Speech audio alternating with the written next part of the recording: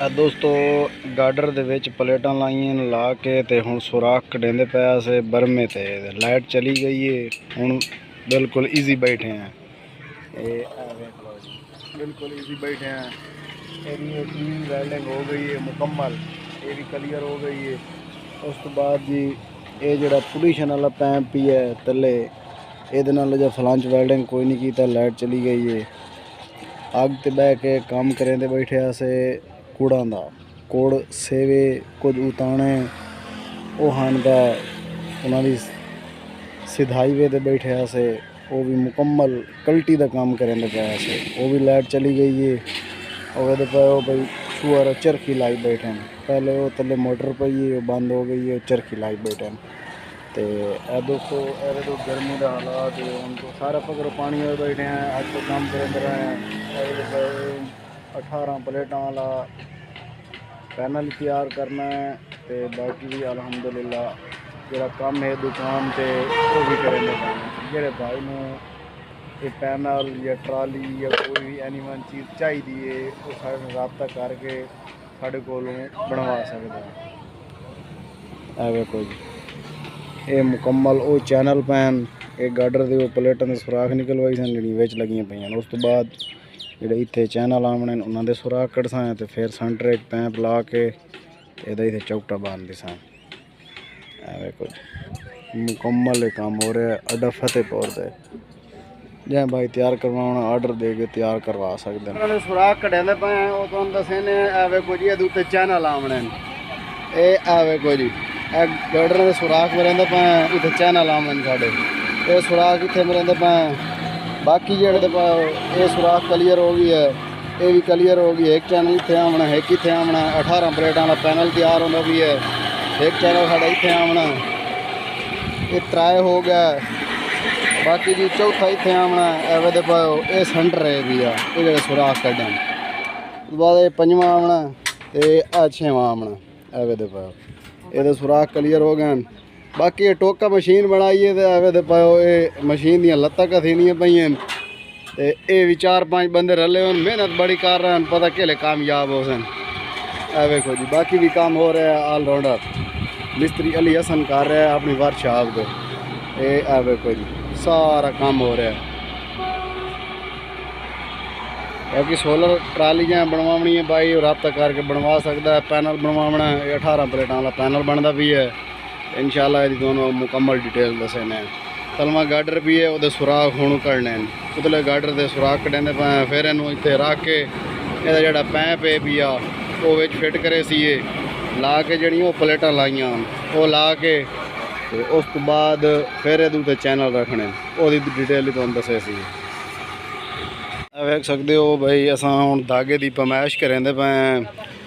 उस पैंप दे धागा ये शरगेद थोड़ा नप्पी बैठा है वो तो उतो उस गार्डर की पमैश करेंदे पे। ये जड़ा सेंटर है पिया एदा ये निकलम सी। इस साइड दे भी सेंटर एदा क्लीयर हो गई सी, इस साइड दे भी एदा सेंटर क्लीयर हो गई सी।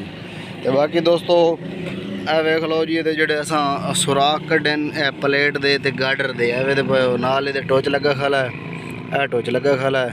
ये सुराख कढ़न 2 4 6 तो 8 सुराख प्लेट नूं कढ़न। फिर ये इत्थे सपोर्ट लावनी है कोनी ये मजबूती वास्ते ये लावनी है क्योंकि 18 प्लेटां का पैनल तैयार होंदा भी है। तो फिर ये काम जड़ा ये लाजमी है भी आ। ये धागे की पमैश हो गई है। चलो शाबाश मिल लाओ टोच लाओ हूँ टोच ला के फिर गार्डर दे नाल रखो ये पैंप दे ये लेवल वेखिए मिनट लाओ शाबाश जल्दी करो। 18 प्लेटां वाला पैनल तैयार करेंदे पे जी। वेखो जी मिस्त्री अली हसन तैयार करेंदा भी अड्डा फतेहपुर ते अपनी वर्कशॉप दे। तो दोस्तों यदि तुहानूं असां मुकम्मल डिटेल दसेंदे खाले बाकी वीडियो नूं लाइक कीता करो। मेहनत साडी वेख लो भाई मेहनत किवें असां करेने एक जिहड़ा असां आइटम तैयार करेने उहदे मुतलक जितनी भी डिटेल होंदी है तुहानूं दसेने जितनी भी मालूमात होंदी है। बाकी दोस्तों वीडियो नूं लाइक कीता करो, साडे चैनल नूं सबसक्राइब भी कीता करो। तो असां इत्थे बह के एक साइड ते लेवल वे ते बैठे हैं। हुण तुहानूं लेवल ही विखाईने हैं। आ वेखो दोस्तों अज तो बह के असां लेवल वे ते बैठे हैं। और साडे शरगेद दिन पे वो पैंप नाल प्लेट नाल टोच लेंदे बैठे हैं। शाबाश भाई शाबाश शाबाश मिल लाओ। ये तो दोस्तों असां लेवल वेख ली है। हुण ये उत्ते असां रखना है चैनल। ਇੱਥੇ ਦਾ ਲੈਵਲ ਬਿਲਕੁਲ ਕਲੀਅਰ ਹੋ ਗਿਆ। ਥੱਲੇ ਉਹ ਸਾਈਡ ਤੋਂ ਵੀ ਵੱਟੇ ਦੇਂਦੇ ਪਏ ਵੀ ਥੱਲੇ ਇਹਦਾ ਝੋਕ ਨਾ ਵੰਜੇ, ਤੇ ਇਦੋਂ ਵੀ ਥੱਲੇ ਇੱਟਾਂ ਦੇਂਦੇ ਪਏ ਥੱਲੇ ਝੋਕ ਨਾ ਵੰਜੇ। ਤੇ ਇਸ ਵਾਸਤੇ ਦੋਸਤੋ ਇਹ ਕੰਮ ਇਹਦਾ ਇਹ ਕਲੀਅਰ ਹੋ ਗਿਆ। ਹੁਣ ਬਾਕੀ ਇਹ ਕੋਨੀਆਂ ਲੈਂਦੇ ਪਏ ਇੱਥੇ ਇਹਦੀ ਮਜ਼ਬੂਤੀ ਵਾਸਤੇ। ਤੇ ਇਹ ਵੇਖੋ ਜੀ, ਇਹ ਕੋਨੀਆਂ ਲੱਗਦੀਆਂ ਪਈਆਂ। ਇਹ ਸਾਈਡ ਦੇ ਵੀ ਕੋਨੀ ਲੱਗਦੀ ਪਈ ਹੈ, ਇਹ ਸਾਈਡ ਦੇ ਵੀ ਲੱਗਦੀ ਪਈ ਹੈ। फिर इस साइड दर भी लावनियां, साइड दर भी लावनियां कोनियां। एक आई पई, एक आई पई, ये साइड ते इत्थे लगनियां। दोस्तों काम बड़ा मजबूत ते पक्का करेंदा ताकि साडे जेहड़े कस्टमर हैं उन्होंने बाद विच कोई मसला ना बने। ए वेदे पाओ इत्थे वेल्डिंग दा इजाफी खर्चा हो वैंदा, लेकिन वो कदी नहीं असा गुसाया। काम साडा बिल्कुल मजबूत होंदा। ए वेखो इस साइड ते मिस्त्री ऐसन लगो होया, शाबाश मिस्त्री ऐसन, शाबाश मिनट ला। इस साइड ते भी वेल्डिंग कर रहे, उस साइड ते वेल्डिंग हो गई है, टोच लग गए। बाकी पक्का वेल्डिंग हुण करना है। पहले इट्टां दे गई हैं, चलो शाबाश मिनट लाओ। वो वेखो दोस्तों उदे ही क्लीयर हो गए ताकि ये भी थल्ले मुकम्मल जमीन ते टिको होया। ये गाडर उत्ते उठे हुए लेवल अस वेखे, लेवल करके हुण इहनूं थल्ले दे इट्टां दे के उस तो बाद इत्थे चैनल रखने, लंबे चैनल आ वही ताकि जल्द वजन आना उस टाइम एक साइड थल्ले ना आ वजे। इस वास्ते इदू इट्टा दे दी उदू भी इट्टा दे दी मुकम्मल। ये साढ़ा चौकटा क्लीयर हो गई है। हुण असां चैनल इदू ते रखने ते उस तो बाद अगला काम इहदा शुरू हो जाना। बाकी दोस्तों वीडियो नूं तुसां लाइक कर देना, साढ़े वीवर बनवावना, साढ़े जेहड़े वेख रहे हैं, साढ़े वीवर जेहड़े वेख रहे हैं बनवावना ऑर्डर दे के बनवा सकता है।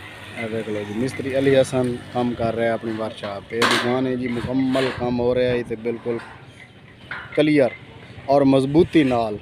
ये देख लो जेडे अस सुराख कड्डे प्लेट ते गाडर ओदी मजबूती वेखो, कोई तो दसी है 8-8 सुराख कड्डे। बाकी ये हुण कोनियां लैंदे पे नाल पैप दे ते ओ प्लेट दे, वो भी मजबूती वेखो, बिल्कुल तसल्लीशुदा काम करें, बिल्कुल मजबूती फुल। जितनी भी कोशिश होती है भाई ताकि आंदे वक्त दे साढ़े कस्टमर का नुकसान ना हो, जोड़ा साढ़ा कस्टमर तैयार करवा रहा है ये पैनल ओदा नुकसान ना हो। साड़ी इतनी कोशिश होती है भाई ओदा नुकसान ना हो। मिनट लाओ चैनल लैके आओ, तो शरगिद चैनल चाहिए होंगे वो थोड़े सामने ये त्याग के रखे सन। हूँ उत्ते रख के अस कल इन्होंने सीधा किया, सीधा करके तो हूँ वो लाई आते हैं। वे पाओ शाबाश शाबाश, लाओ लाओ लाओ। ए चैनल आ गए जी, 2 चैनल चाहिए थे ये हूँ रखेने उत्ते। इस चैनल की जड़ियाँ प्लेटां आवनियां वो भी इंशाल्लाह तुहानूं दस्सने। तुस वीडियो नूं लाइक कर देना तो साढ़े चैनल नूं सब्सक्राइब कर देना।